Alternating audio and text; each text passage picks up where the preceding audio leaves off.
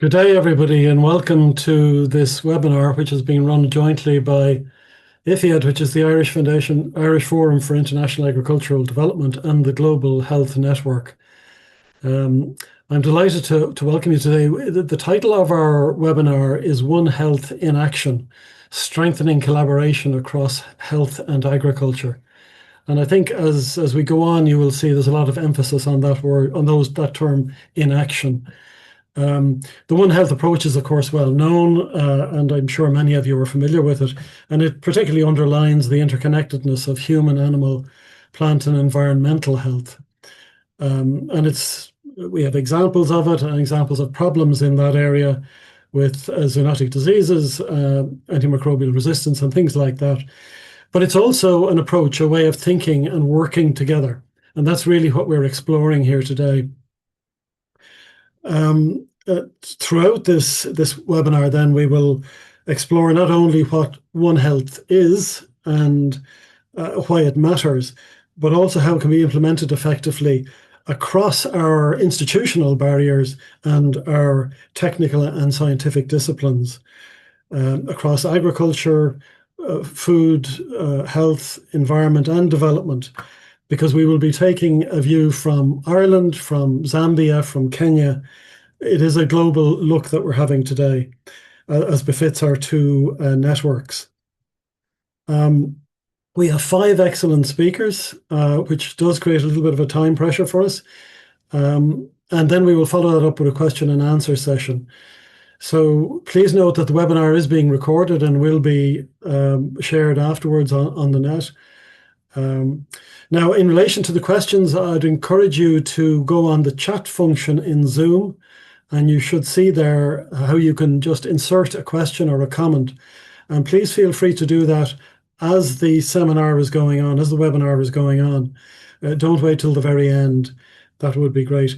Now, since we are going to be a little bit time pressured, I'm going to go straight on to our keynote speaker, who is Professor Tony Holohan. Tony doesn't need any introduction to any Irish person here. He was, of course, Ireland's chief medical officer and led this country through the COVID pandemic. He is now director of the UCD One Health Centre and adjunct full professor of public health in UCD. And with that, let me hand straight over to Tony.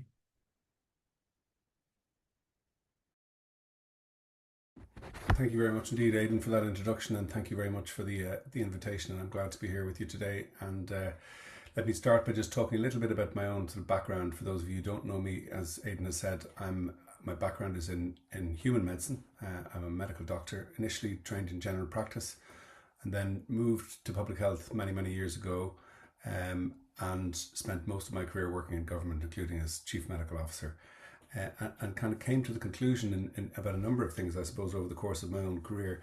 One in particular, that many of the issues that health systems deal with are the downstream consequences of how economies and societies function and how they're organised, and the issues that determine our health, the issues that determine in particular how our health is distributed in whatever countries we are, whatever societies we're in, is in many ways shaped by things that are outside of the direct and formal control of health systems, because we know that the health sector is, as I say, downstream. One Health is then, as Aidan said at the outset, a way of thinking. It's not a difficult concept in a way. It's a way that I like to describe as being a mindfulness, an awareness, a consciousness of the interrelationships between our health as human beings and the wider health of animals and plants and the wider environment within which we live. And over the course of my own career, as I say, in addition to that one lesson of health being bigger than simply the activities and the organisation of health systems, I think another important lesson I think I've learned is around an issue which should be familiar to many people, the issue of inequality and vulnerability. And in that wider view of the so-called social determinants of health, the burden of health, the burden of risk factors that determine our health, and the challenge of providing access to health services are not, in a sense, fairly and evenly distributed between societies and countries or across societies and countries. And there's a concept that some people will be familiar with of the so-called inverse care law that relates to access to health services, that people who have the greatest need for health services are often the ones who have the greatest challenge in having access to those health services. And I think that has a particular obligation for us. And maybe a third lesson that I might share that I think is relevant in the context of our subject matter today, which is One Health, is that knowledge is very valuable, but it is not enough. On its own, it doesn't achieve anything per se. We must act on that knowledge and find effective ways of implementing in accordance with that knowledge. And I would go further and say that for many societies, people who are in the business of delivery of healthcare or academia or teaching often find themselves in positions of privilege and advantage and respect and so on within their individual societies. And I believe that confers a responsibility on those of us who are in those privileged positions to do more than simply accumulate knowledge, but to participate actively in the process of ensuring that people within society benefit and also benefit fairly from access to the benefits of that knowledge and how it's applied. And I would say that COVID and the experience that I had and that we had in this part of the world reinforced those lessons in many respects. One of the observations that I think is fair in terms of COVID is that by and large, the world, and in particular Europe, where my experience is based, had the benefit of knowledge that was available at broadly the same time periods, guidance and advice from our European Centre for Disease Control and from the WHO at a global level. We were faced with waves of the infection at broadly similar time periods, and we had access in a privileged way to some of the technical countermeasures that were important at broadly speaking similar times. And yet the experiences of European countries, the experiences of countries around the world varied very significantly from one another. And part of the reason for that variance in experience related to the extent to which the knowledge that in broad terms we all had, the level of understanding we all had, was or was not turned into effective actions to protect and promote health in the context of individual countries. And I think that's an important lesson to be drawn from the pandemic. And it brings us into One Health as a way of, as I said earlier on, thinking. It has evolved from being something that I would contend was probably described as a technical, and I'll come on to what I mean by vertical in a moment, a technical deep expertise, an additional expertise perhaps, when it was originally described mostly in the world of veterinary medicine as a way of helping to understand and explain the interface health issues that arise between human health and animal health. And therefore it was focused on things like zoonotic illness and on AMR, and of course it is still relevant to those particular issues. But I think it's evolved much more, as Aidan said at the outset, to a much bigger conversation that's been happening more recently. There's a clear trend in terms of the policy thinking internationally around all of this. Those of you who are familiar with it, the global quadripartite, the cooperative arrangement between the four global bodies of relevance to One Health, the FAO, the World Organization for Animal Health, the United Nations Environmental Programme, and of course the WHO, as well as the European Union in its own internal thinking around governance in relation to EU, in relation to One Health, I should say. And then also the thinking of the Lancet Commission on One Health, and for those of you who are not familiar with it, published about a year ago, and a very valuable source of up-to-the-minute thinking in terms of One Health. All of them reinforce the idea that actually One Health has potentially much broader application than simply to zoonotic disease and to AMR and perhaps to pandemic preparedness. It is relevant to a much broader range of disciplines than might have been seen as important heretofore, disciplines that go well beyond the health sciences and into the humanities, economics, communication, and so on. It's almost true to say there's hardly a discipline that you could regard as not being relevant to One Health and to the thinking and the challenges around that. And so it's not in a sense a new science, but its potential value and application is receiving additional focus and understanding. And I believe that brings a greater burden in terms of responsibility around implementation, which I'll come on to talk about.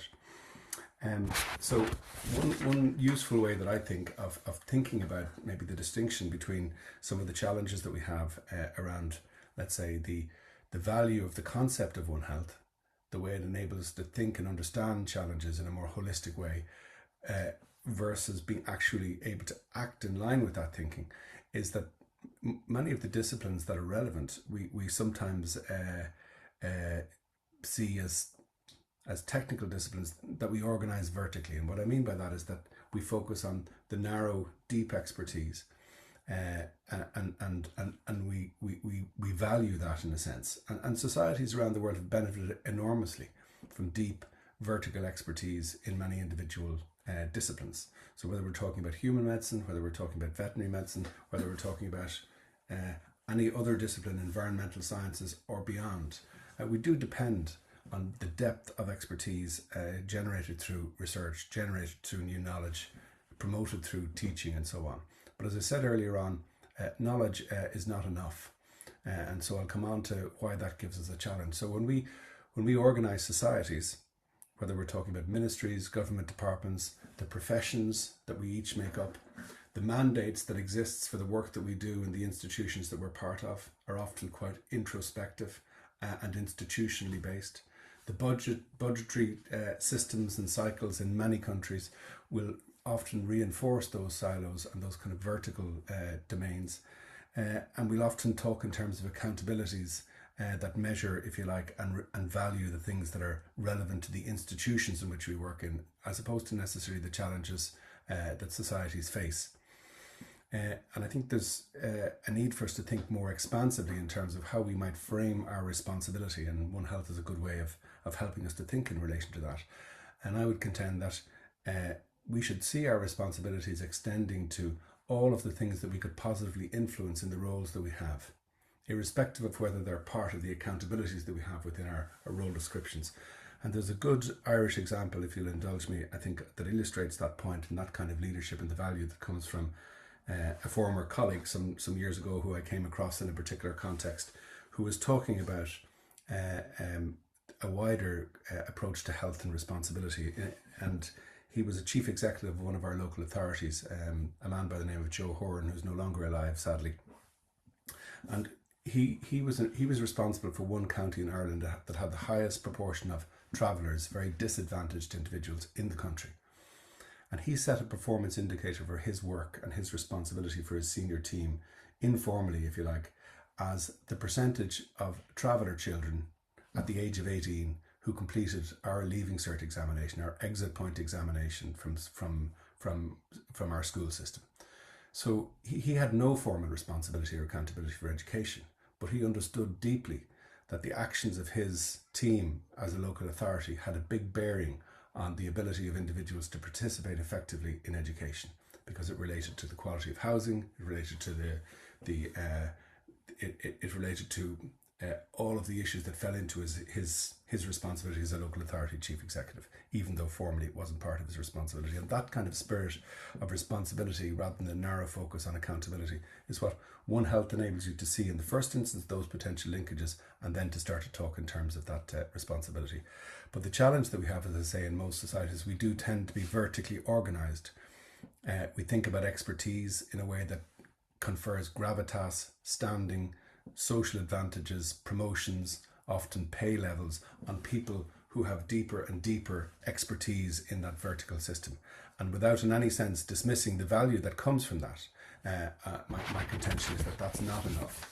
And so we need to think about the other dimension, which I think is One Health is really about, which is a horizontal capability, an ability to be able to turn that knowledge into valuable experience that benefits our societies and benefits our societies in a way that's fair. Because the issues that we deal with, whether those are AMR, whether they're challenges in terms of food systems and food security, whether they're the challenges of wider challenges of climate and the climate emergency, and the things that leads to, the challenges of biodiversity loss, the challenges around energy, water distribution, conflict that can result from those or contribute to those and so on, and the interconnected nature of all of those. None of those issues respond or are confined to individual boundaries in that vertically organised way in which many of our societies are approached. So implementation, I think, needs more than expertise and knowledge. It needs a range of skills that sometimes we don't identify as being as important as we know they are when it comes to teaching people in technical settings and in the technical sciences, if you like. So the horizontal skills that I'm talking about include things like the capacity for effective governance and leadership, and things like team working, communication, empathy and judgment. And if you like, the personal resiliences and skills that we need as human beings when we have to leave one sector where we're very familiar, and we relate very well to colleagues who deeply understand our language and our way of thinking, to having to relate to people who don't think in the same way as we do because they belong to another sector. They have a different perspective. They speak different language in terms of the technical issues and how they describe them. They may look at the same problems that we look at in one sector or another and come to different conclusions, and certainly have a different perspective in relation to those. And having that understanding, but also having, as I say, the personal resilience and attributes to be able to be comfortable in that kind of challenging environment where you step outside of the comfort of your own professional discipline to engage in those wider conversations that One Health brings you into, I think are all part of the horizontal skills and capability that we need. And by extension of that, we need more disciplines. Is if One Health could be dealt with, and the challenges of One Health could be effectively dealt with by engagement only, for example, between veterinary medicine and human medicine, we might have solved problems like AMR and so on before now. Whereas in many respects, you could argue that we are losing ground on things like AMR because we haven't, in part, framed this broadly enough, and we haven't certainly found effective means of implementing in accordance with the knowledge that we have. I could choose many examples, and I'm sure people on the call will have many better examples than I could choose. AMR is clearly one. Tuberculosis is another. Rabies is another. Where the knowledge that we have at a global level, if it were applied and applied fairly, would be sufficient to deal with much of the major challenges that exist around some of these kinds of issues. And that should help us to guide where our efforts need to be in terms of knowledge and its generation versus knowledge and its implementation. If I may move on, then one of the kind of lessons that reinforces that, again, if I go back to COVID, is that it is true to say, and we know this, that SARS-CoV-2, the virus, caused the disease that we know of, COVID-19. That's a technically true statement. But the vulnerability and inequality experienced in populations around the world and within populations is what really explained the differences in mortality and morbidity experienced in different populations. So technically true to say caused by a virus, but in reality the impact is caused by vulnerability. And those of you who are familiar with the world of inequalities and social determinants will know that almost every health entity or issue or disease follows that kind of trend in response to inequality and vulnerability. And it underlines the point that if we are to properly prepare for future pandemics, future emergencies, be they economic, be they biological, chemical, related to conflict or whatever they may be, we have to recognise that the underlying role that vulnerability within societies and across societies plays in placing people at risk, in terms of suffering, if you like, the burden of impact of those has to be addressed, because it's very often the same people within those societies who are vulnerable to the effects of climate change, who are vulnerable to the effects of challenges in terms of food security, who are vulnerable to the effects of pandemic or other forms of preventable infectious diseases, and increasingly non-communicable diseases and chronic diseases around the world. And I think that helps us to see when we think of preparedness from a One Health point of view, we've got to have a wider view than just the technical aspects of preparedness and the development of, for example, medicines or healthcare facilities or vaccines or whatever it may be. Important and all as those are. I'm not arguing against the need for those, but on their own they're not enough. Another part of vulnerability and preparedness and resilience in the context of major emergencies and major health challenges is to understand the importance of trust, of literacy, of agency within the populations that we serve. Because no amount of institutional preparation, no amount of technical preparation in the form of medicines, etc., will be sufficient in a context where a population doesn't have clear understanding and isn't part of the process of how that understanding is arrived at in terms of taking the actions that are necessary to protect their own individual health as individuals, as families, as communities. And so we cannot expect to have high quality responses to major emergencies or any other health challenges in a context where the populations themselves are not part of the process of understanding, taking control of, and influencing the kinds of things that happen in response to those issues. So quite at its simplest, I would say that One Health and actions related to that are not things that we can do to populations. They must be things that we do with populations. And at its core then, building trust, having trustworthy institutions, focusing on building meaningful literacy, not just telling people things, but seeing them part of the process of understanding, and building agency within our communities is a vital part of future preparedness. And I suggest that when we approach questions around preparedness and resilience, we tend not to focus on that enough relative to its importance. We tend to sometimes focus much more strongly on technical capability and resilience, and institutional capability and resilience, and those are important, but as I say, on their own, not enough. I think another thing that is obvious in the context of some of the challenges that we faced, and we look at them from a One Health point of view, and look at the lessons that we've taken from COVID, that we did extraordinarily well as a global community in terms of developing vaccines, for example, in a record period of time, whereby less than 12 calendar months after the first case was positively identified, we had individuals receiving vaccines. But the challenge became that when the world had the opportunity to make those vaccines available on a fair basis, it didn't do that.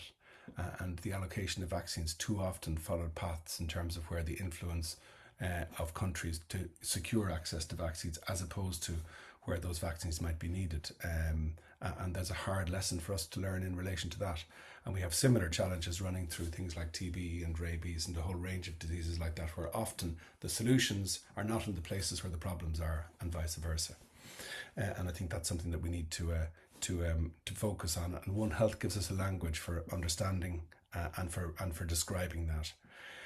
If I think about COVID from a more personal point of view and the value of One Health, even though I spent a career working where I did, and thinking about, let's say, not just health and dealing with health issues, but the wider determinants of health, I still had a poor understanding of the value that would come from engaging much more comprehensively in a much earlier stage with colleagues in the world of veterinary medicine, who had a much greater expertise, I don't mind saying, in relation to population approaches to infection control, where in a sense in the world of veterinary medicine, and many of you will know this, the unit of interest is a population. And so those population dynamics around transmission are not just better understood, but the modelling capacities and technical capacities are often greater in that world. And we in the health system, in the human health system, didn't have as good an appreciation of that as we should have had at the outset. And the engagements that we made in this part of the world with that community came later than they could have come as a consequence. And I think One Health is one of those things that I think, as the world is now trying to learn those lessons, having those conversations, building those relationships during, inter-pandemic periods of time, if I can call it that, is what makes sense. There's little point in us expecting that things are going to join up on the night if we don't have well-formed relationships based on well-formed understandings. And that's not an easy thing to do, because government departments in most parts of the world, vertically organised as they often are, have particular accountabilities and mandates and pressures and budgetary realities and so on. And sometimes the activities that happen at the margin can often be difficult to make a case for in terms of priority. But as I've said earlier on, unless we can find ways of strengthening those kinds of horizontal approaches, I think we're going to keep failing to learn the lessons of the pandemic and leaving ourselves perhaps more vulnerable than we should have. If we think more globally then about the value of some of this, I've spent my career working in this country, but like from where we are, it's clear, as I said earlier on, in relation to the access to vaccines and the challenges that gave. Perhaps the focus needs to become much more on building One Health capability and capacity, and partnering with other parts of the world, not just in our terms, but in terms that are meaningful to people in low and middle income countries, and working on the development of agency and literacy and so on in ways beyond simply project-based focused work. Because project-based partnership is not enough. We need to focus on building and supporting countries to develop their own capability and resilience in a way that reflects their own priorities, their own choices, and the results of engagements with their own populations. And so, in coming to a conclusion, maybe some final thoughts to leave you with, I think One Health as a concept is something that's become much more current in a broader application, but its real test will and should be judged in its implementation. It has to move beyond an interesting concept into something that is judged by implementation. I'd say it's not a label and it's not a single technical field. It has to be seen as an operating model that's more horizontal than vertical, and we see it as something that's not a new science to be learned like genomics or many of these new sciences that we talk about nowadays in health sciences. There needs to be a better way of sharing problems and defining problems jointly across sectors. We need to focus significantly on strengthening horizontal capability for implementation. And we need to focus in terms of things like vulnerability and fairness as key values. And in so doing, we need to remember that values are not words, they're not nouns, they're behaviors, they're things that we do. Whether they are values or not should be judged by our actions, and the actions should be focused around implementation, as I say. I'm happy, in the interest of time, to stop at that point, Aidan, and to make myself available for any questions that you might have. And thank you very much for the invitation again. That was absolutely brilliant, Tony. I could have listened to you for another hour quite happily. There are so many points of what Tony made there that I think we'll be coming back to in subsequent presentations. But I was very struck by his call for the way he called out the need to turn knowledge into effective action, and to do so in a world where we are, I'm afraid, confined into these narrow, deep silos that he described so well, and how we need to break out of that and create these horizontal structures as well. But I'm also very struck by his description of how inequalities, economic inequalities, power inequalities, have a huge determining factor on vulnerabilities. And that was a big, big lesson from COVID for us here in this part of the world. And it's a big lesson, of course, in Africa always. So we're going to move on. We have another presentation now, which is a joint presentation by Paula Barry-Walsh and Raymond Hamoonga. So Paula Barry-Walsh is, Dr. Paula Barry-Walsh is the former Deputy Chief Veterinary Officer of the Department of Agriculture, Food and the Marine, and an old colleague of mine, therefore. And she now works with Sustainable Food Systems Ireland in a number of countries, including Vietnam, and as you're going to hear, Zambia.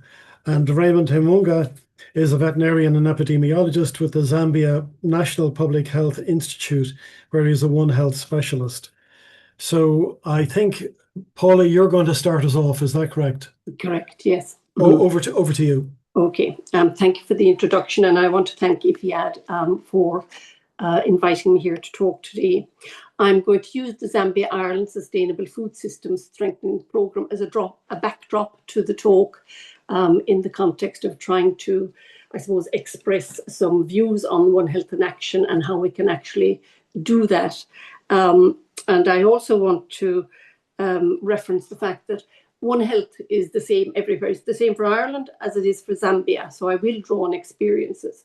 I think, as has already been said, the geopolitical issues, the climate change issues, the socioeconomic, etc., issues that exist in a country can form a range of vulnerabilities that actually make the experience very different in different places. So that framing of Professor Holohan's, I really identified with that. Next, please. Who are Sustainable Food Systems Ireland?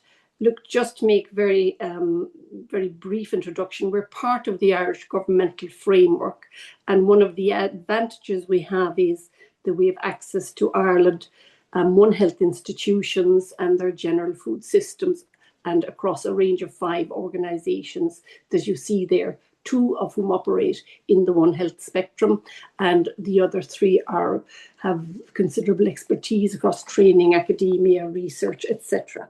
Next, please. Just to reference Zambia, you will all be aware of the country, but I want to mention that the country, it has significant progressive strategic goals in relation to transforming their One Health and their food system. And they're a very good example in a sense of how One Health is trying to bring it, as Raymond himself said once, from the boardroom to the field. You have to bring it to practice. It cannot remain a concept, or it does not do any good. And the strategic objectives within Zambia are high level, in relation to food security, economic prosperity, providing resilience, and including trade opportunities. Next. So what does our program look like? It's a high level program. It's horizontal, multi-sectoral, and cross-sectoral, multidisciplinary and cross-sectoral. And it seeks to influence policymakers, the legislative framework, institutional capacities, and we want to do that. We want to enable Zambia to do that within a collaborative framework where there's coherence across all the institutions, across the legislative framework, and that's really speaking to this context of bringing it from vertical to horizontal, because it's really only at the horizontal level that the necessary coherence, collaboration, and coordination can occur. But One Health is a spectrum, so it's moving the dial incrementally at this horizontal level. Next, please. So, and we just see yes. Yeah, so we wish to operate in this coherent, risk-based manner. Move that on, please. Yeah, and again, yeah, thanks. So next slide. So what is our program? I'm not going to go into the detail of this at all. I want to speak really about the generality of the phases that are necessary, in my view, if one is a developmental partner to a country. And the first thing to speak about is the preparatory stage. It's absolutely necessary, and I think many organizations of a public or private nature will speak about the need for preparation being 70% of the job, 50 to 70% of the job. I want to refer again, within that preparatory stage particularly, there are two large components. The one is what I would call the sort of technical heavy lifting expertise that Professor Holohan again referred to. We're doing systems analysis, we're doing mapping, scoping, examining the institutions, legislative processes, legislative analysis, and so on. And the other one is that one that speaks to the horizontal capacity. It's around the relationship building, facilitating institutional cooperation.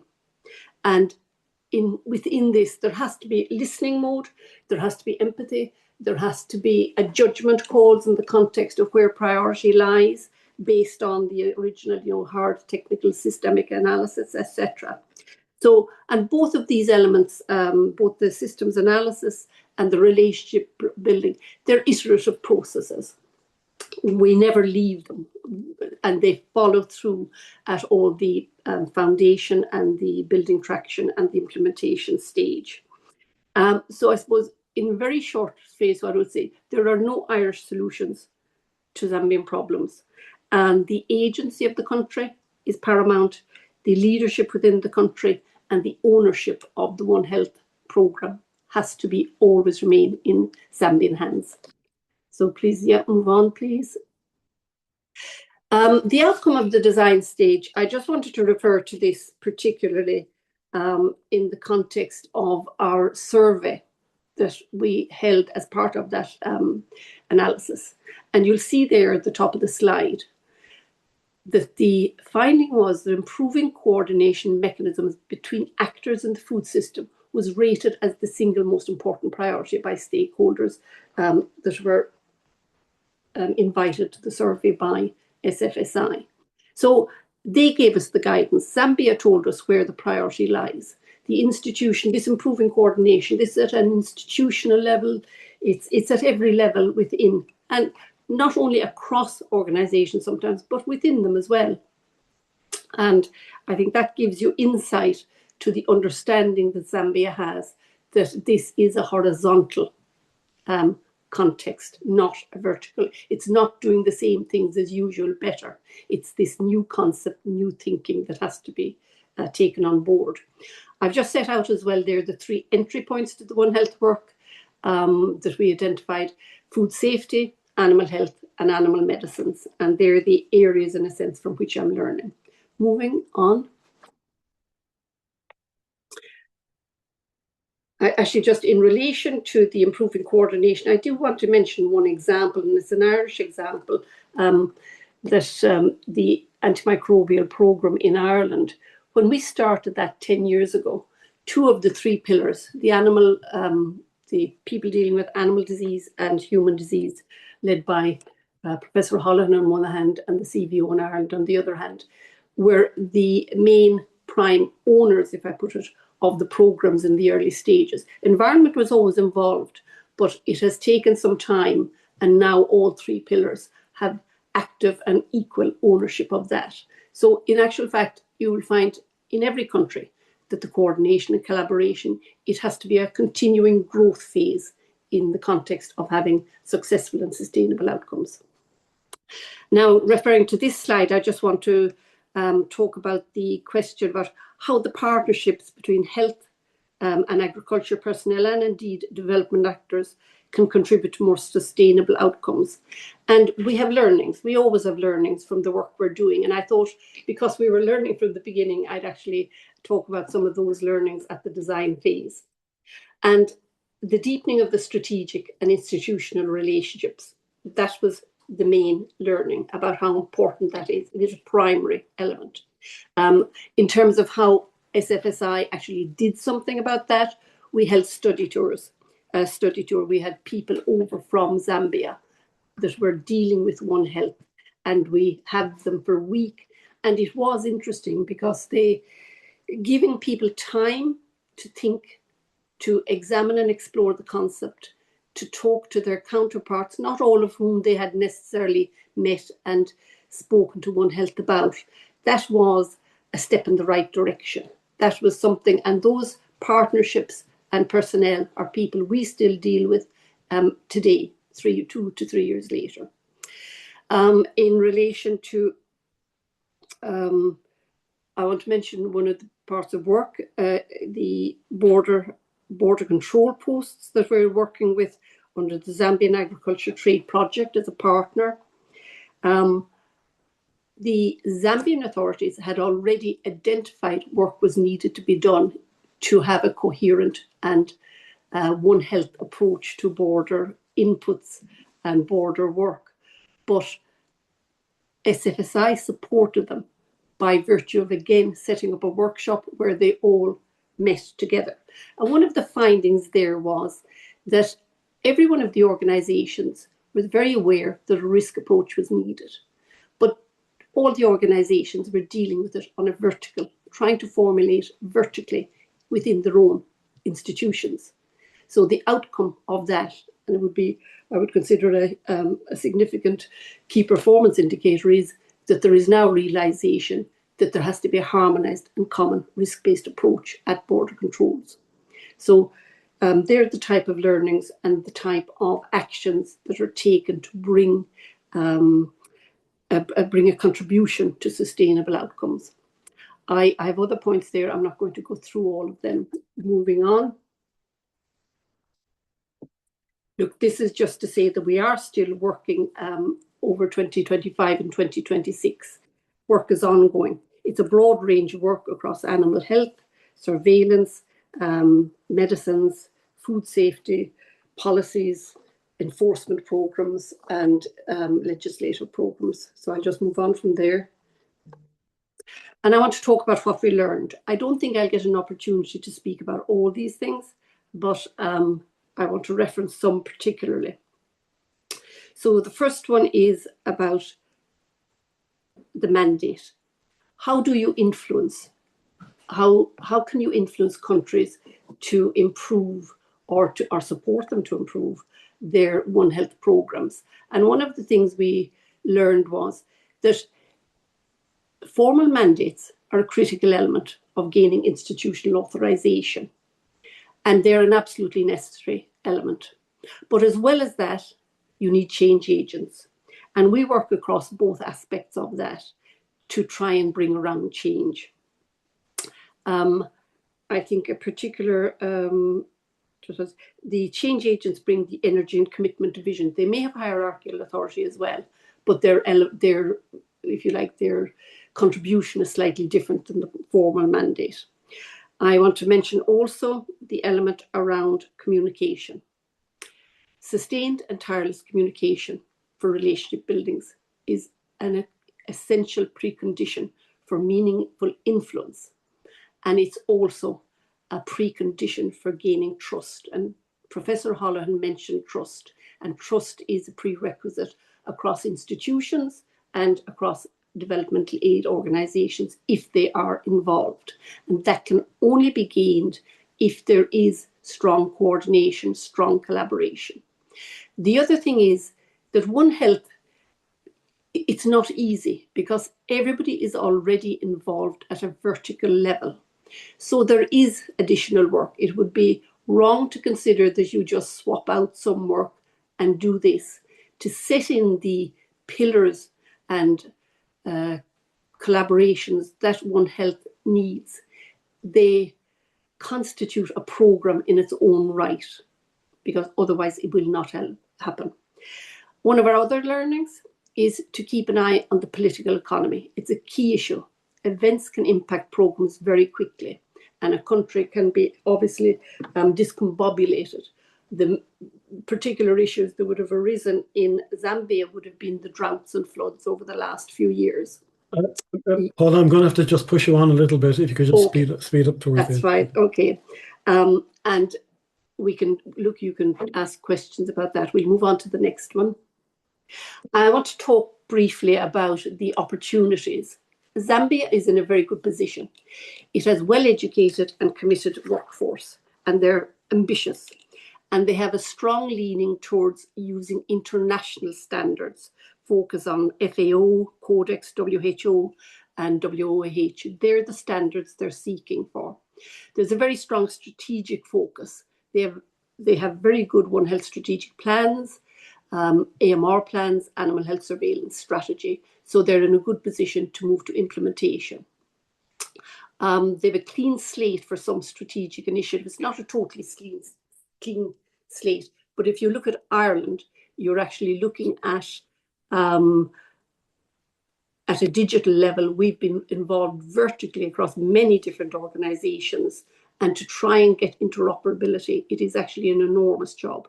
Because the ZNPHI has been in place for over 10 years now, they're actually working on this already. So we will see progress. I think that can be faster in some of the developed countries, or in terms of making sure there is One Health interoperability.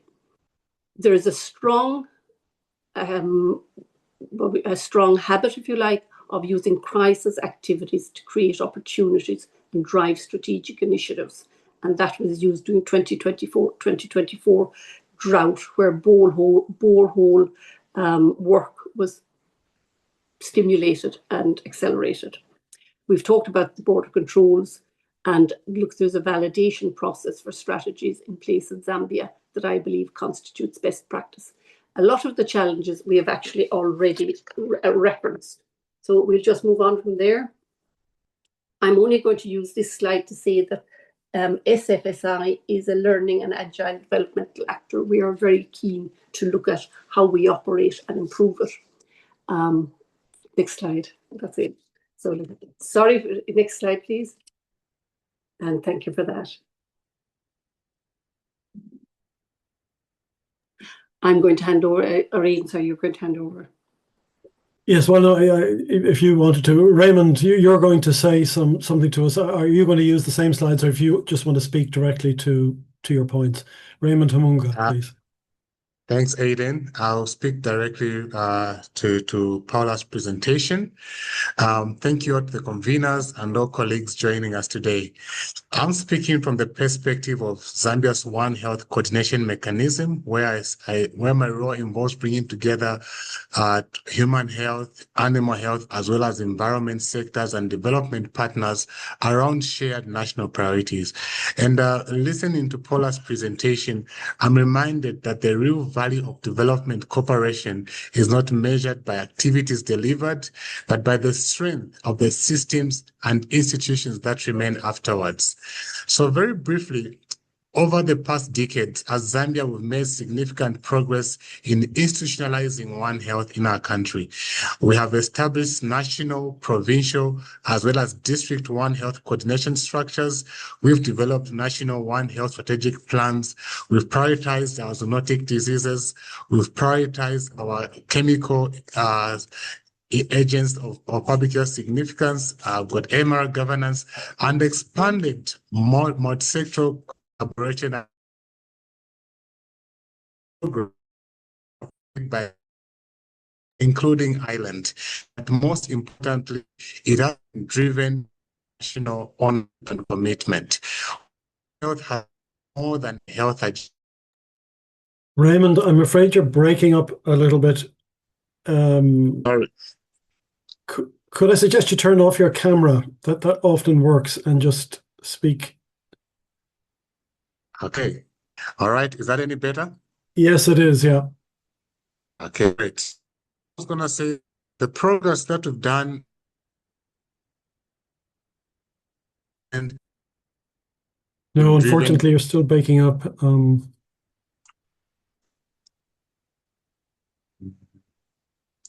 Keep going there to just see if it comes right. Give it one more try for you. For us, One Health has become more than a complex risk. Still breaking? Yes, I'm afraid it is still breaking up. Okay, just give me a second. Sure. Is this any better? Yes, that seems better. Go ahead. Yes, that seems better. Go ahead. No, we're getting echoes now as well, I'm afraid. Okay, are you still getting echo? No, that seems good. Try again. Okay, all right. Then let me just quickly move on to the last part that I wanted to. Okay, so very quickly, can I just speak to some of the lessons we've learned about development aid? For Zambia's experience, there are three main lessons that we've learned. Number one, we need to build institutions and not projects. Projects end while institutions remain. The most valuable investments are those that strengthen coordination mechanism, surveillance systems, laboratory, workforce capacity, and the like. The Zambia Island program for us in particular was valuable because it focused on system strengthening rather than standalone activities. It invested in policy coherence, food safety governance, surveillance, and institutional relationships. And the second thing that we learned was that you need to follow national priorities. Development assistance is most effective when it aligns with country-led strategies. As countries, we know our challenges and understand our political and social institutional realities. And therefore, partners tend have an opportunity to create the greatest impact when they support existing national plans rather than introduce parallel structures or competing priorities. And the third thing that we learned is that we need to invest in trust and relationships. Again, one of the strongest messages from Paula's presentation is the importance of relationship building. Coordination cannot be mandated into existence. It depends on trust between the ministries, institutions, the partners themselves, and technical experts. And therefore, these strongest partnerships are built through sustained engagements, and that often takes many years. I'd like to jump finally as I wind up to what should the future of development cooperation look like for us. So as we look ahead, I believe development cooperation should increasingly focus on four main areas: strengthening national institutions, supporting country leadership, investing in long-term partnerships, as well as building sustainable systems that continue functioning after donor funding ends. So countries do not experience challenges in the projects. they experience challenges through systems. Therefore, development of systems should be judged not only by what it delivers today, but whether it leaves countries better able to solve tomorrow's problems. The Zambia Island Partnership demonstrates that for us, meaningful change requires patience, trust, and shared commitment to strengthening national systems. And from our perspective, the future of development cooperation is not about doing more projects. Rather, it's about building stronger institutions, stronger partnerships, and stronger national ownership. One Health provides an effective platform for achieving exactly that. Thank you, Aidan, and apologies for the technical glitch. Let me leave there. Thank you. And not at all, Raymond. And you made some really important points there at the end. So thank you very, very much for that. In fact, I've been really struck just listening to yourself and Paula, how you have brought to life with practical examples some of the material that Tony was talking about earlier, and in particular, the importance of working on institutional strengthening and horizontal institutions. And your points about local leadership are so very important too. I loved Paula's point too about, if you like, not wasting a crisis. Crises, on the one hand, can blow you off course from a program you're engaged in to build a One Health mechanisms, but on the other hand, can be the trigger to actually establish effective mechanisms. So it's a matter of navigating that. Okay, let's move on. Thank you very much for that. That was really, really interesting. So we'll move on now to Dr. Martin Muchangi from Kenya. Dr. Muchangi is the Director of Population Health and Environment at AMREF, and many of you will know AMREF. It's a very large NGO which provides community and environmental health care to right across a lot of countries in Africa. So, Martin, I hope you're there. Over to you. Aidan, and I'll share my time with my colleague Anthony. So for us, we are going to focus on the practicals, how One Health is done. And once again, I would want to say that we are happy that One Health is no longer that philosophy or that approach which is sitting up there. But we see that regions and countries are already assimilating the approach in the form of strategies and policies which are implementable. And just to really make it short, I would want to say that from the observation point, there are two things. That one, we don't have strong evidence that shows efficacy of the model. And that is somehow really making it a little bit difficult when we are talking about investment cases. Then the second thing is around the governance and the coordination mechanisms, which are quite weak, and they have been spoken about. So you allow us to play a video, and then my colleague Anthony will dive into the details of how we are doing the One Health, the successes that we have really accrued out of that, and the lessons that we have learned. Yeah, let's have the video, please.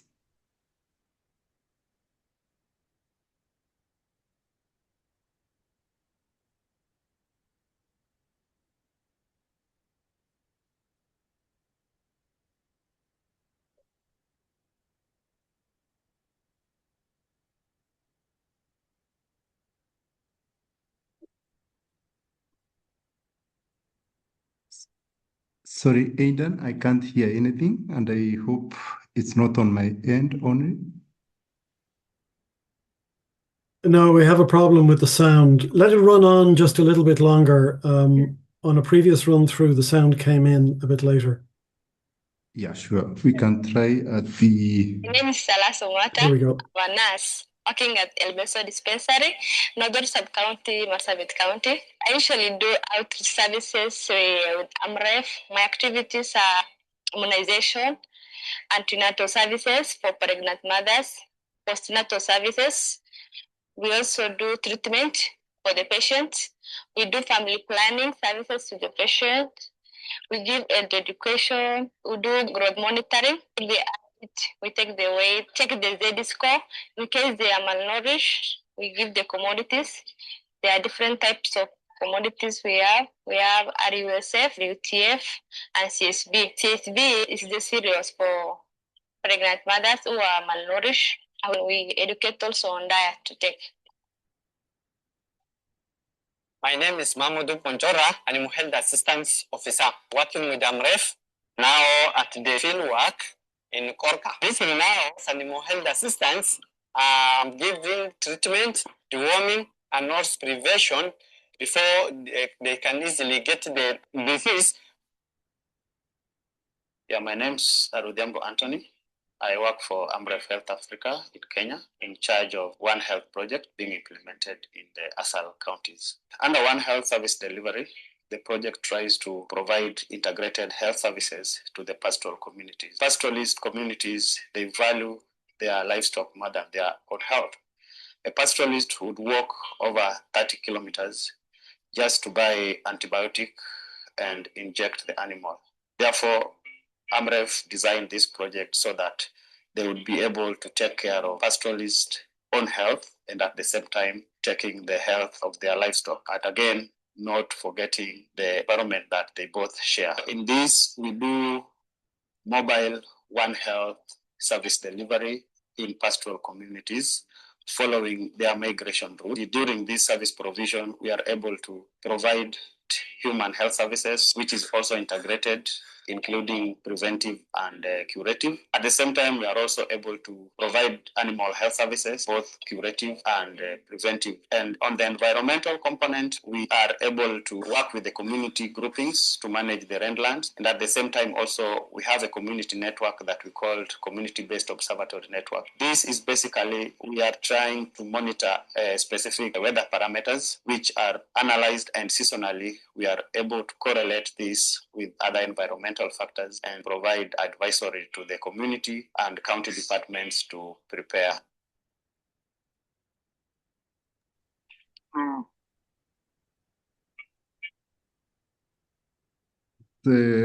Thanks a lot. So I will hand it over to Anthony so that, Anthony, you can make a very brief presentation. Yeah, and then we wrap it up from our side.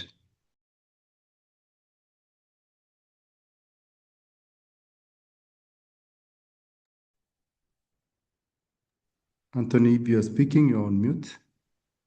Okay, thank you very much, Dr. Martin. Let me try to share my screen. Please let me know if you are able to see my screen.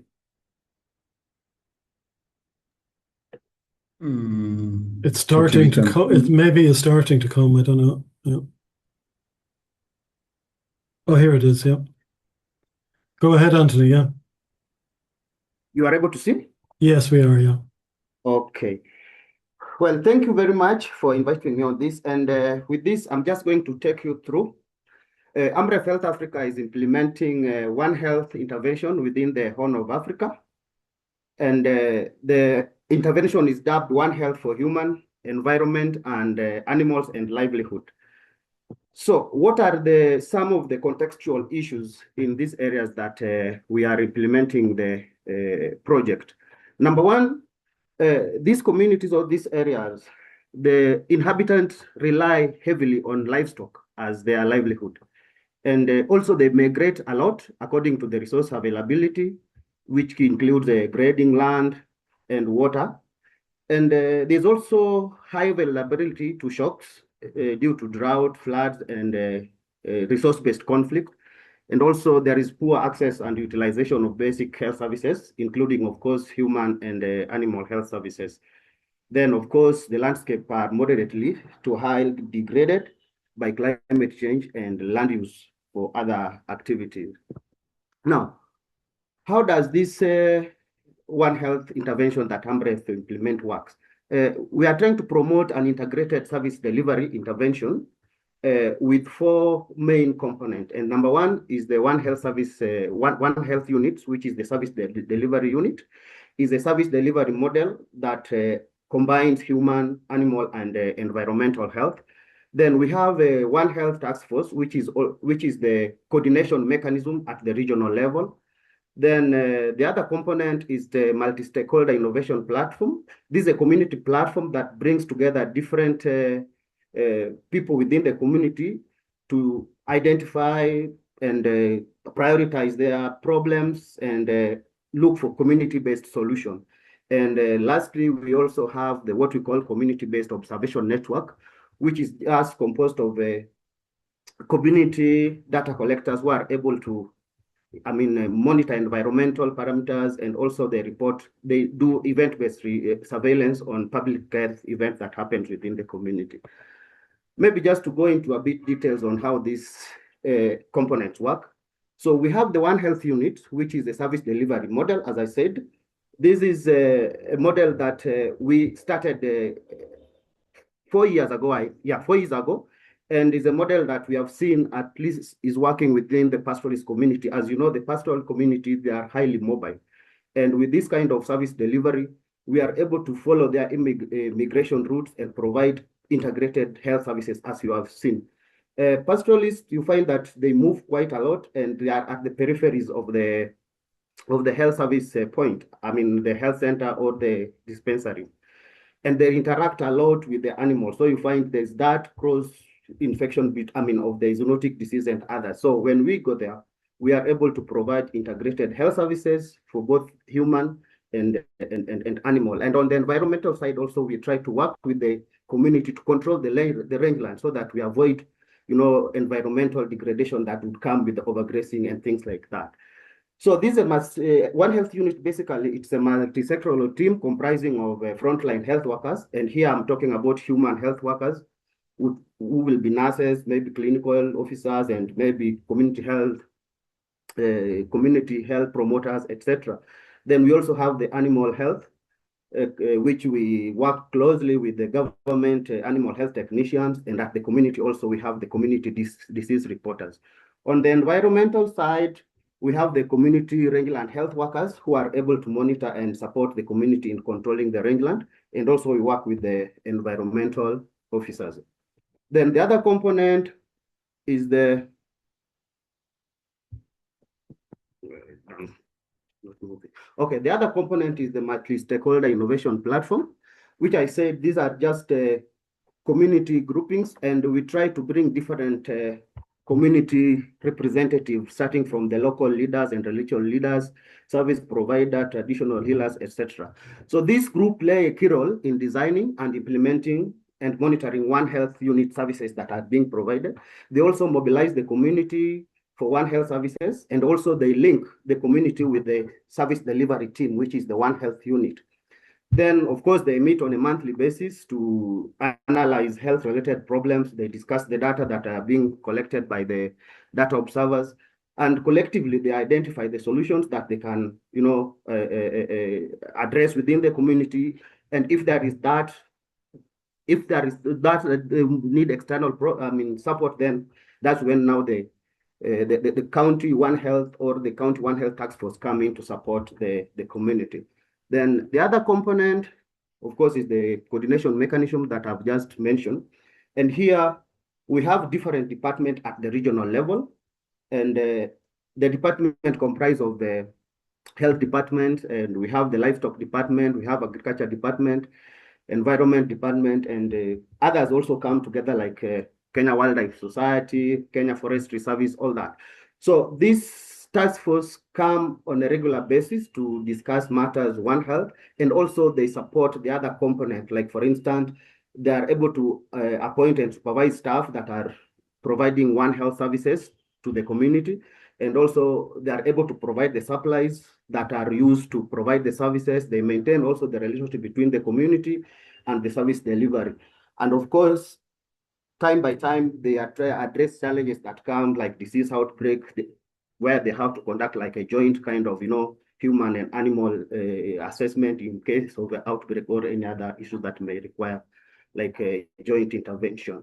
Then the other component is the community-based observation network. We have identified some community actors that are able to at least do what we call a event-based surveillance. They monitor some environmental parameters, and here we are looking at the rainfall and the temperatures. Pastoralists they rely more on the pastures that are rain-fed, or maybe they rely more on natural water sources to feed their animals. So with this team, they are able to monitor and provide kind of, advice, or they guide the community on how to move with the animal, etc. And the other thing also, they try to monitor other environmental factors in case there is a disease outbreak, it rains, there's flooding, things like that. So they are able to consolidate this kind of information which is being shared, and regularly this information is being analyzed. Then we develop some advisory that are given back to the community to prepare for the next season or something to come. Maybe just to take you through some of the achievement that we have done since we started this intervention in the Horn of Africa.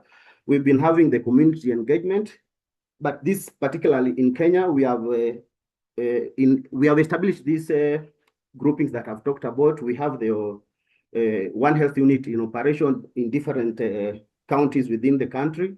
Then, of course, in terms of service delivery, we've been able to reach quite a significant number of human and animals. As you can see, over 42,000 animals have been reached with both preventive and curative services. In terms of early warning, we have this CBON, the community-based observation network that I've just mentioned, and we have a number of them that are helping to collect data. We have collected around 16,000 weather data, and they've been analyzed, and advisories also developed and given back to the community, or even the departments that work together, so that they can make kind of a informed decision during events. Then, of course, the coordination mechanism is running, and we have also supported the regional government to at least develop some One Health strategic plans that are being implemented, and this has been guiding all One Health interventions within the regional counties that the project is being implemented. Maybe just some few lessons that we have learned. One thing we learned that Anthony, can I ask you to move towards conclusion as fast as you can? Okay. I think this is the last part, just to give some lessons learned. Then I will end from there. Yeah, I was talking about having an anthropological kind of assessment will give you a good understanding of the relationship or interaction between human, animal, and their shared environment. And also having a context-specific health services, like, we work with the community, and we have the MSIP who are able to give what the community needs. So the health services are quite responsive to the need that the community have at that very particular time. And of course, we have also, through the CBON, we've learned that having a robust surveillance system will help to make a decision. Then, of course, building capacities of the local, the local actors. Like you see, we are using the we've not come up with the different structure, but we are using the existing structure. As you can see, on the human side, we use the public health officers, and on the environment, we use the same, and even the veterinary department also, we use the very structure that are existing. The only thing we have to do that we have put them together so that they can provide services, and I would say under one roof. So basically, I think that's what I have to share, and thank you very much. That was great, Anthony. Thank you very much indeed. And I didn't introduce you at the beginning, but Martin did. So, look, we have covered a huge amount of ground there, and we have got quite a few questions in, and I will put a few of them now out to our speakers. Time is a bit short, I'm afraid, but there you go.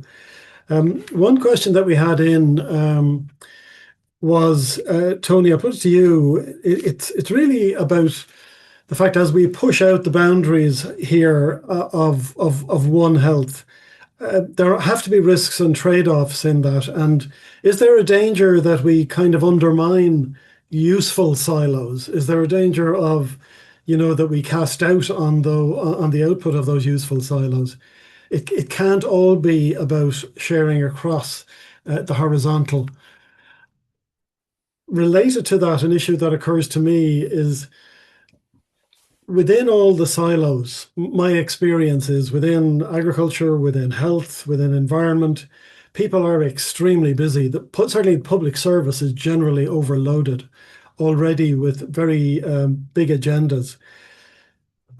Can you actually persuade people that One Health is not just another load on their back, but is in fact is a different way of addressing, a more effective way of addressing what they are trying to address? Thanks, Aidan. I think what I'd say in simple terms, that in response to the first part of the question, I think it's a bit about balance. It can't be a rejection of the vertical, because at times that's the right response. A within sector response that's technically competent and capable and so on, and specialised and focused might be the right response. I think I'd be saying that, let's say, a better balance in how we both educate, how we organise, how we think in terms of those horizontal expertises that help to integrate the various different vertical expertises that we know are all relevant to the increasingly interconnected world and the way in which we better understand those interconnections. And I had if you don't mind me, a humorous almost anecdote. I was at the World Congress on One Health, and there was a lot of talk about interdisciplinarity and a lot of different disciplines present, and talking about how coming together as disciplines and so on would enable us to focus better on problems that were shared and connected. But at one point during the proceedings, one of the speakers fainted, and I was the only human medicine person around. We didn't need a One Health response. We needed a focused response that was within discipline. So depending on the nature of the issues, it is, but I think my contention when we organise, whether it's education, whether we organise, we go too much in the balance and the value we place around the vertical and its capacity to generate. I think to generate effective responses. I think your point about then investing in that, in a sense, is a cost. It is an add-on. It does involve extra work. It's often falling, and this is part of the reason why implementation is difficult. It falls on the desks of people who are already very, very busy. As Paula said earlier on in her contribution, it can't be seen as just something that can replace work and that you can take away work and so on. There has to be an acceptance that it's something that we must find better means of investing in. And I would say also anticipating, and that we deal with problems at an earlier stage when they're easier to manage before they become, if you like, more protracted and more difficult.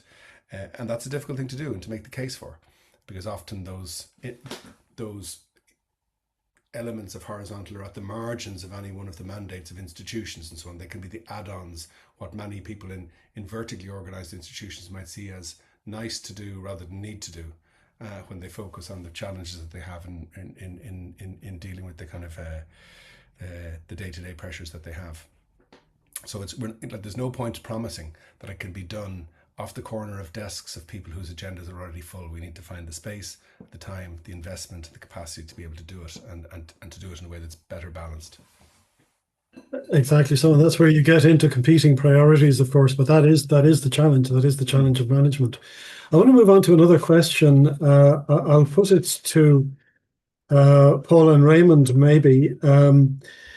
The question was asked is about the role of climate change in One Health. Actually, I'll also take it to Martin and Anthony, but about climate change in One Health. And I'm thinking of the fact also that we recently had the One Health Summit in France, in Lyon here, and that actually was very much focused on the link between climate change and, I think it's fair to say, human health, but in any case, the climate health linkage.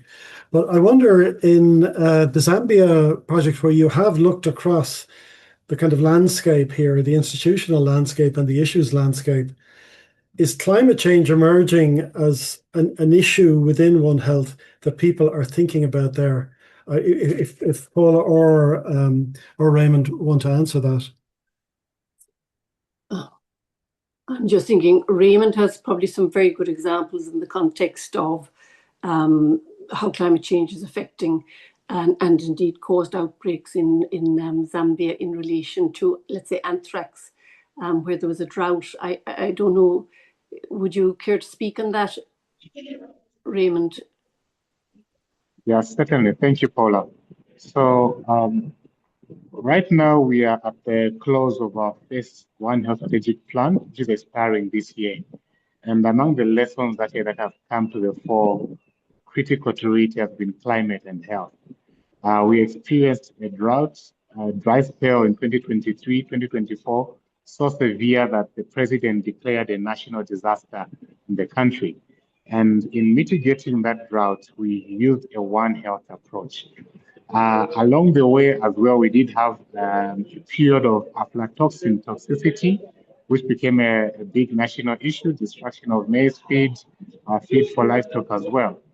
And so, again, another theme that emerged is food safety. So going into our next strategic plan, 2027-2031, in addition to zoonotic diseases, one of the key things that we have deliberately embedded in our plan is climate and health, food safety itself. We want to embed that in there.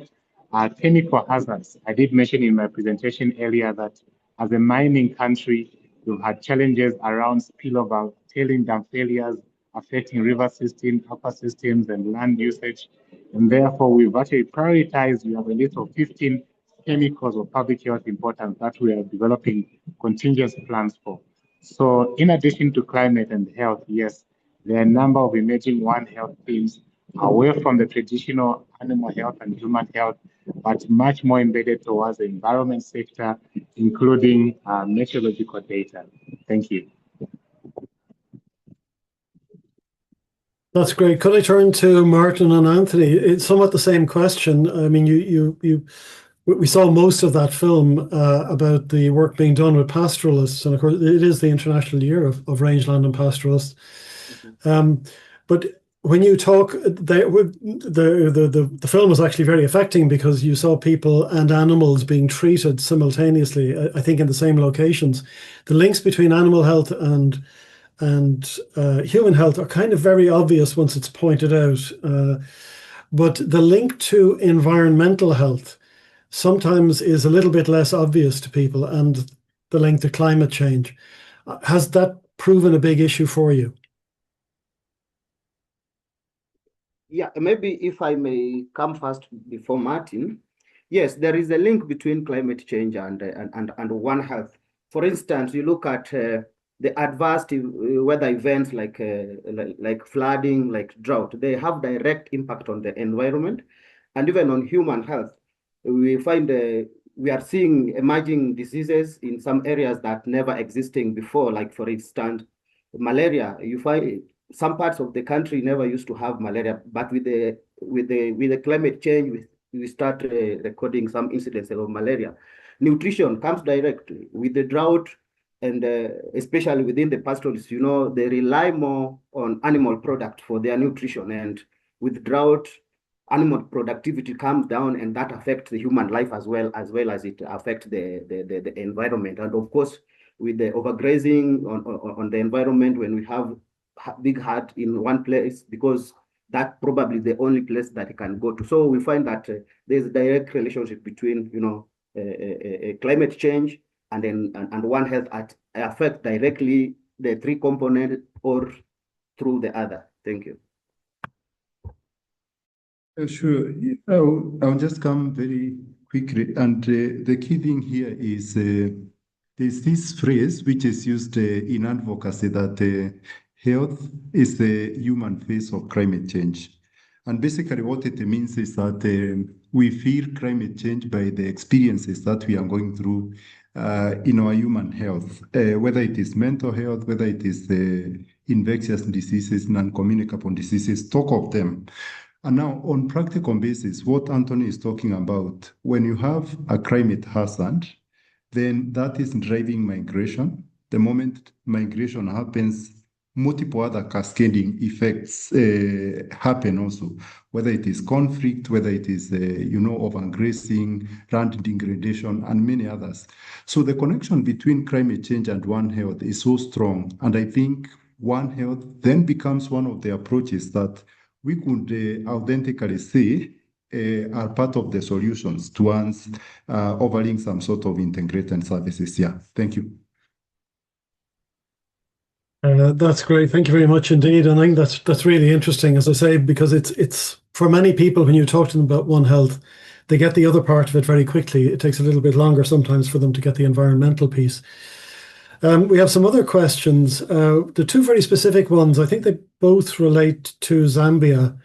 One was, yes, one was a reference in the slides early on, Paula, to undertaking an IT landscape analysis. And somebody wanted a little bit more detail on that. The reason I mention it to you is because I know, reading about other One Health exercises, one of the issues people have bumped into is sharing data across systems, because systems are usually, we've designed them inside our silos. They're not built for this kind of horizontal stuff usually. So I don't know if there's anything that you're doing in that area that's interesting. Relatedly, or somewhat relatedly, people have asked about, I think there has been some effort at decentralization of public administration in Zambia, if I understand correctly. And has that helped or hindered One Health approaches? Again, this is the institutional piece. But, as it happens, I have a little bit of experience in Northern Province in Zambia that I could share in relation to this. But I'd rather hear your view on both of those issues. Well, in the first place, just talking about the One Health IT landscape, it's just an absolute fact that in the context of dealing with One Health, or indeed so many problems nowadays, that data is the foundation for decision making, and is certainly the foundation for risk-based decision making, which is an essential of One Health, food safety, animal health, etc. So we've always tracked, in a sense, of SFSI, and we've talked to all our different institutional partners in relation to what is going on at the IT level. And there is a lot of work going on. There's a Smart Zambia, there's strategies, and of course we're very interested in ZNPHI at the One Health, the heart of One Health, what they're doing. So just in the context of the supports we're giving, last year we, in a sense, made an inquiry as to whether there was any work that could be done around looking at the interoperability across the One Health spectrum. So again, all the various actors in the One Health, which is very considerable.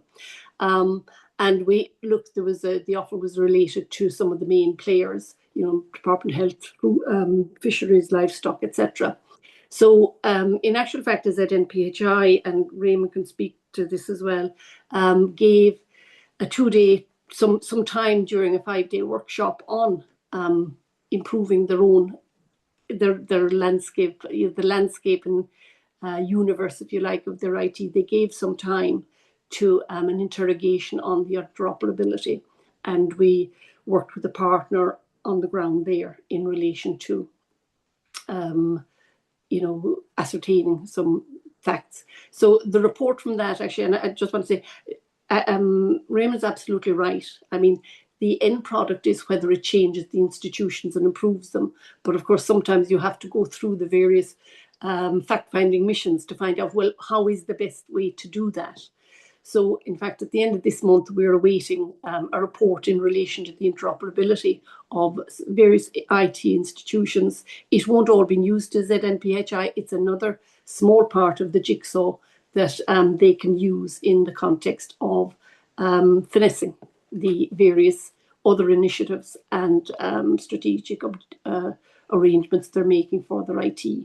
So that's where the landscape came in. We wanted, look, Ireland deals in a lot of data, as you know, and that's the foundation. Despite any concept, you need data. So that's the first thing. In terms of the decentralization, I look at the SFSI level, it hasn't impacted us particularly because we're dealing with the high-level strategic elements and the institutions at a central level. I think how that drips down is one of the factors that all of the institutions are very aware of. I suppose what I would say is that early on we did a One Health research baseline study on One Health in Zambia, and we went all the way down to the farmers and we came all the way up through the regulators. It was the first ever One Health study of this nature that informed a lot of the work we're doing now. And what I can say is that within the system, in the same way, again, it's a universal issue. The communications, the linear and non-linear ways of communicating, keeping people informed, it does present real challenges. So maybe at this stage I could say if Raymond wants to come in. Just very briefly, with regards to the decentralization, I think one thing we were able to do by the end of the year is to establish structures beyond the national level. I think when we started working with SFS Island, we were in the process of establishing coordinating mechanisms outside the capital. So we've managed to establish One Health technical working groups at the national level in all the 10 provinces and in all the 116 districts. And these are teams that are comprised of the human, animal, and environment sectors at all levels. It's still work in progress. Some of them are quite functional, but some have been a victim of staff attrition or transfers. But it's something that I feel having a structure that goes up to the lowest operation level have made us more robust to the issues of around decentralization because they manage their teams right at the district level. They submit their work plans and we simply support them and have been providing catalytic support for their quarterly meetings so far. So I would say decentralization has worked well and hasn't really destabilized our approach because we've moved our coordination structure to the lowest level, which is the district level in all the 116 districts. Thank you. Thank you for that. And in fact, we had another question in there about how you plug in local and indigenous knowledge systems into One Health. But I think perhaps some of those local structures are the way in which that is most likely to happen, although I'm very conscious that in indigenous knowledge systems, often get lost in all of this. Yeah. We're moving towards the end. I was going to turn back to Tony, if he wouldn't mind, for two things. One is to have some reflections on today and how we've gone. One of the questions we got was about the potential of North-South collaboration.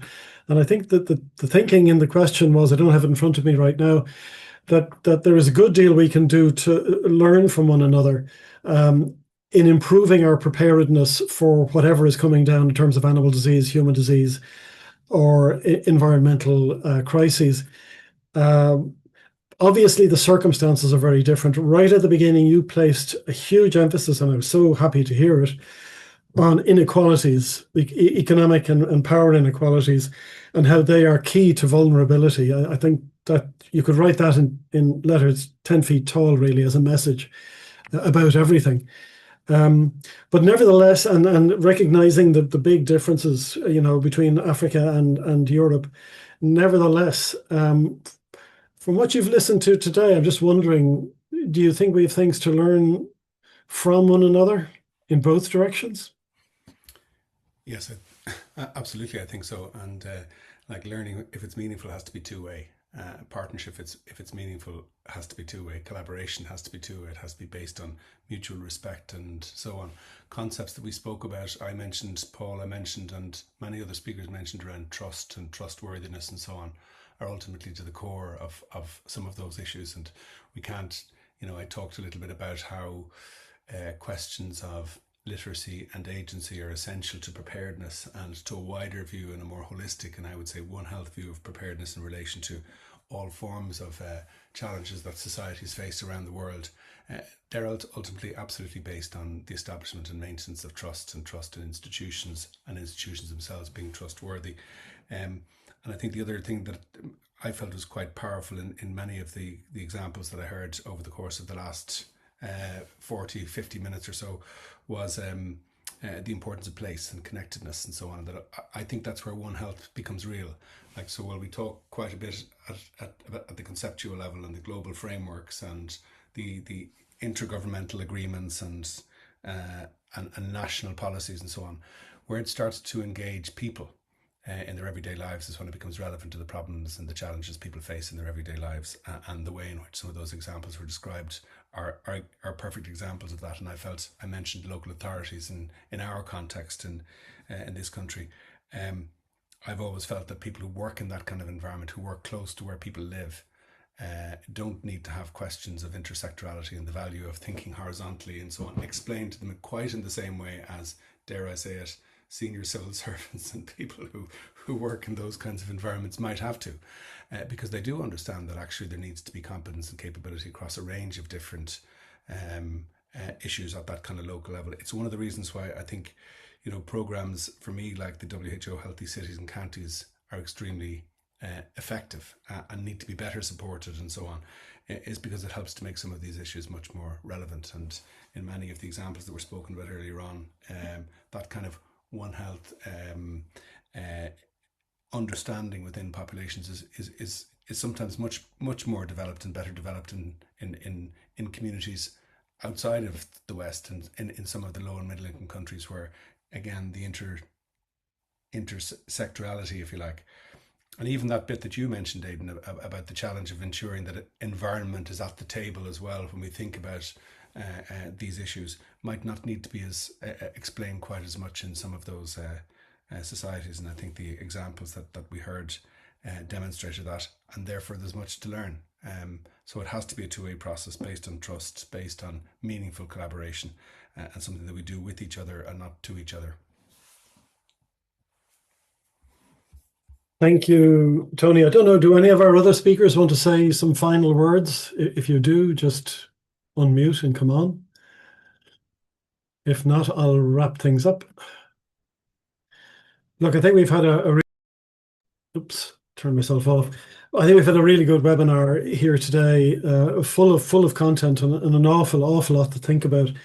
But it has been